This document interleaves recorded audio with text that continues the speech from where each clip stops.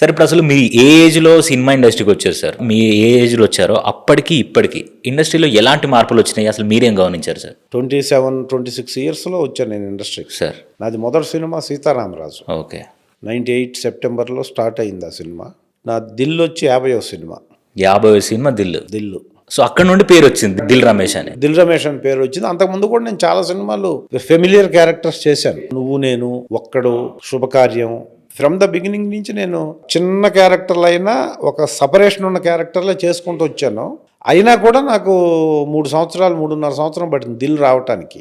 నాకు చాలా అదృష్టం ఉండబట్టి ఈ ఫిల్మ్ ఇండస్ట్రీలో ఆ 3 ఇయర్స్లోనే ఒక దిల్ రమేష్ అన్న పేరు వచ్చేటటువంటి అదృష్టం వివి నాయక్ గారి ద్వారాను, దిల్ రాజు గారి ద్వారాను కలిగింది నాకు. సార్ పుల్లారావు గారని చాలా మంది, నువ్వు నేను, తేజ గారు ఆ సినిమా చేయటం మూలాన దాంట్లో ఒక యాడ్ టీవీలో ప్రమోట్ అయ్యి ఆ యాడ్ చూసి నన్ను ఈ సినిమా ఆడిషన్స్కి వెళ్ళడం అలా జరిగింది. ఫ్రమ్ ద బిగినింగ్ నుంచి ఇప్పటి వరకు నేను ఈ పొజిషన్లో ఉండటానికి కొన్ని వందల మంది డైరెక్ట్ గాను ఇండైరెక్ట్ గాను హెల్ప్ చేశారు. వాళ్ళందరికీ నేను పేరు పేరున థ్యాంక్స్ చెప్పుకోవాలి. ఎందుకంటే 26-27 ఇయర్స్ జర్నీ అంటే నాట్ ఏ జోక్.